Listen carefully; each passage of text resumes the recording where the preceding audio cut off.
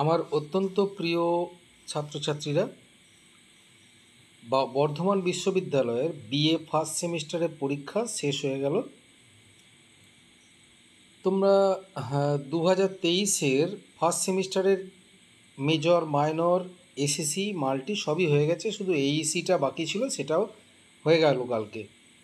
তো কোশ্চেন যেটা পড়েছে, খুব সুন্দর কোশ্চেন হয়েছে এবং প্রত্যেকটা কোশ্চেন করার মতো। এবং আমার কাছ থেকে যারা নোটস নিয়েছে, সাজেশান নিয়েছে, তারা কিন্তু খুবই লাভবান হয়েছে। এবং ওই 2-3টে কোশ্চেন ছাড়া, 40টার মধ্যে 2-3টে কোশ্চেন ছাড়া সব কোশ্চেনই তারা কমন পেয়েছে। যারা ইউটিউবে আমার সাজেশানটা দেখেছো, শর্ট কোশ্চেনের দুটো সাজেশান, তোমরা নিশ্চয়ই দেখতে পেয়েছো যে সাজেশান কেমন কমন পড়েছে। তো বুঝতেই পেরেছো যে সাজেশান কমন সব সাবজেক্টেই এসেছে। তো পরীক্ষাও আশা করি ভালোই দিয়েছো। এখন এবারে এই এসসিটার যে 40টা কোশ্চেন আছে, সেই 40টা কোশ্চেনের উত্তরগুলো এবং কোশ্চেন সমেত উত্তরগুলো আমি বলে দিচ্ছি, তোমরা মিলিয়ে নাও কোশ্চেনগুলো তোমাদের কতটা তোমরা করতে পেরেছো। দেখো, প্রথমে আছে 3 years degree 4 years honours first semester examination 2023, subject Bengali, আর কোর্স হচ্ছে এইসি। দেখো, প্রথমে আছে কি কোশ্চেন কাম অ্যান্সার বুকলেট এ মোট 40টি প্রশ্ন আছে এবং প্রতিটি প্রশ্নের মান 1 এবং প্রত্যেকটা অপশন আছে ABCD করে। যে কোনো অপশনে বৃত্ত পূরণ করতে হবে। আচ্ছা, এগুলো ফালতু পড়ে কোনো লাভ নেই। আমি তোমাদের দেখো প্রশ্নতে চলে যাচ্ছি, প্রশ্ন এবং উত্তরে। প্রথমে দেখো, নৈবেদ্য কাব্যগ্রন্থটি কত বঙ্গাব্দে প্রকাশিত হয়? 1308 বঙ্গাব্দে। একটা কথা বলি, এইখানে যে দাগগুলো দিয়েছে ছেলেরা, এই দাগগুলো কিন্তু সবগুলো সঠিক নেই। বেশ কিছু সঠিক আছে, কিছু কিছু ক্ষেত্রে ভুল দেওয়া আছে। কাজে এই দাগগুলোকে করবে না, আমি যেটা বলছি সেটা শুনবে। নৈবেদ্য কাব্যগ্রন্থটি 1308 বঙ্গাব্দে প্রকাশিত হয়। বাংলাকে দ্বিখণ্ডিত করার চক্রান্ত করেছিলেন লর্ড কার্জন। সনেট বাংলায় প্রথম কে সৃষ্টি করেন? মাইকেল মধুসূদন দত্ত। শতাব্দীর সূর্য আজি নৈবেদ্য কাব্যগ্রন্থের কত সংখ্যক কবিতা? 64 সংখ্যক। এটা ঠিকই করেছে। এই বসুধার মৃত্তিকার পাত্রখানি, বসুধা শব্দের অর্থ কী? পৃথিবী। কোন যুদ্ধের ঘটনার পরিপ্রেক্ষিতে শতাব্দীর সূর্য আজি কবিতাটি রচিত হয়েছে?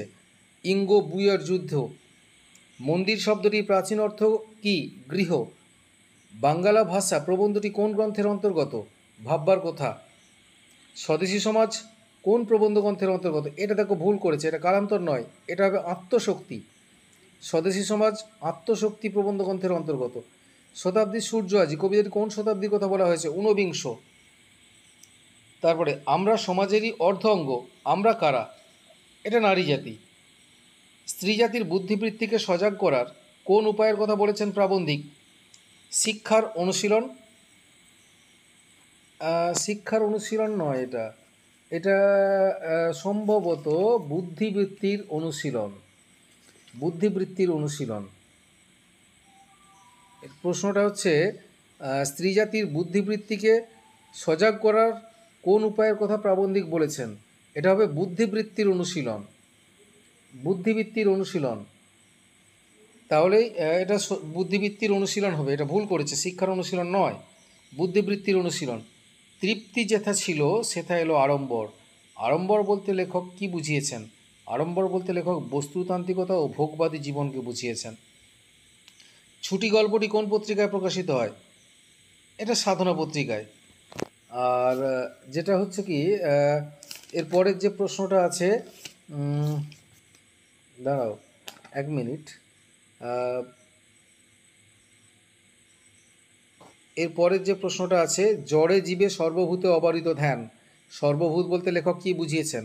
ক্ষিতি অপ তেজ মরুদ বোম। এটা ঠিকই করেছে। ছুটি গল্পটি কত বঙ্গাব্দে প্রথম প্রকাশিত হয়? 1299 বঙ্গাব্দের পৌষ মাসে। আচ্ছা, এবারে স্ত্রী জাতির অগ্রগতির প্রধান বাধা কি? এটা রাজনৈতিক নেতারা আছে, সহানুভূতির অভাব আছে, প্রচেষ্টা আছে, সমাজপতিরা আছে।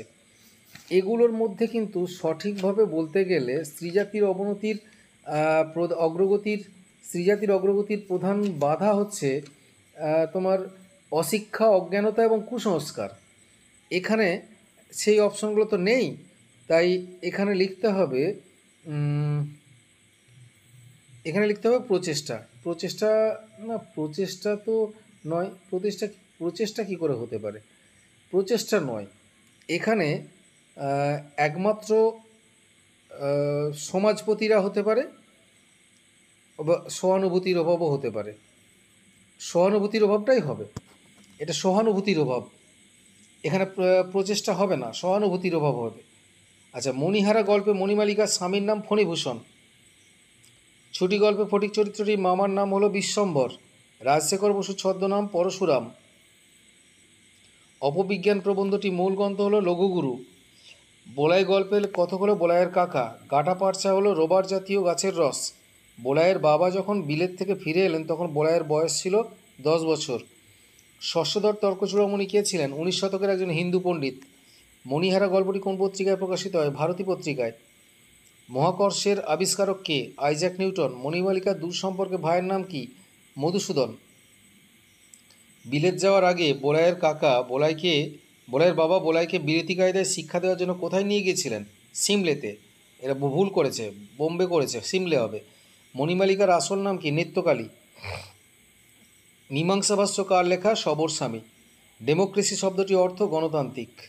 লেখক কোন ভাষাকে গোদাই লস্করি চাল বলে অভিহিত করেছেন? সংস্কৃত ভাষাকে। আনাতোলি ফ্রাঁসোকে ফ্রান্সের কথা সাহিত্যিক। সালসা বিষয়টা এখন একটু বিতর্কিত বিষয় আছে। সালসা সম্ভবত সীসা মিশ্রিত তরল।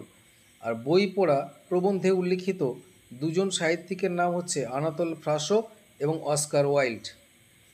তাহলে দেখো, এই হচ্ছে, আরও আছে। মারি শব্দের অর্থ হলো মরক। দেখিতে দেখিতে আজ ঘিরেছে ভুবন ঘিরেছে সাম্রাজ্যবাদী শক্তি। প্রমথ চৌধুরী সম্পাদিত পত্রিকাটির নাম কি? সবুজপত্র।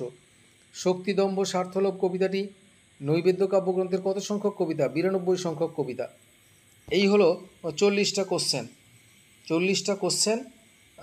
এই 40টা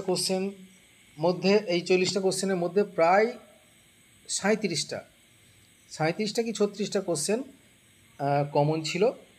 ছাত্ররা ভালোই করে, আমার ছাত্ররা তো যারা সাজেশানগুলো আমার ফলো করেছিল তাদের আশা করি পরীক্ষা ভালো হয়েছে এবং সবাই আমাকে অনেকে ফোন করে বলেছে, অনেকে যোগাযোগ করেনি, তবে পরীক্ষা আশা করি সবারই ভালো হয়েছে।